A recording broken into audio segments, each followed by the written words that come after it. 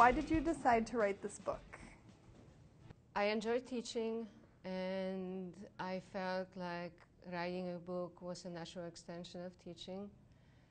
Also, I really thought that a book on wire weaving was needed. It's a technique that has exploded in recent years, and there's still very little teaching material out there. So I guess those are the two reasons. And what skill level does this book appeal to? I was trying to make it available to both beginners and more advanced students.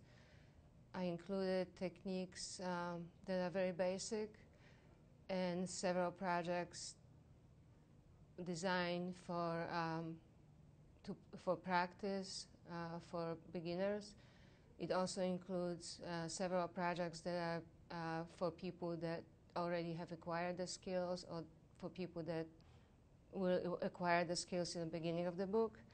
There is also a section with gallery photos, which I think will be really good for people that are just looking for inspiration. And what inspired you to create the projects that are in the book?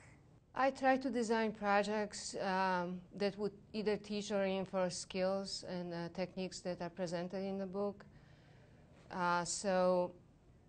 For example, there is a project at the beginning of the book which is just a simple pair of earrings, which only has one skill in it, and it was designed that way on purpose. So students can just practice that particular skill.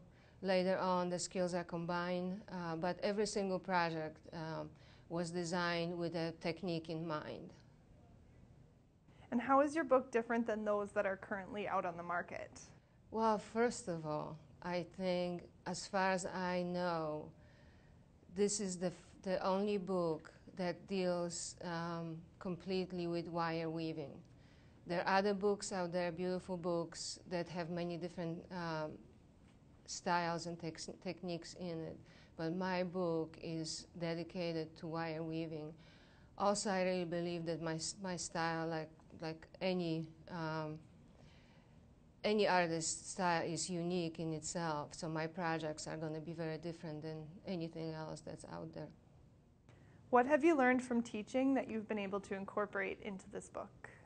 What I learned from teaching is not to take for granted any techniques, even the simplest ones.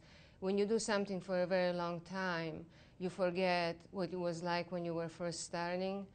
So students have a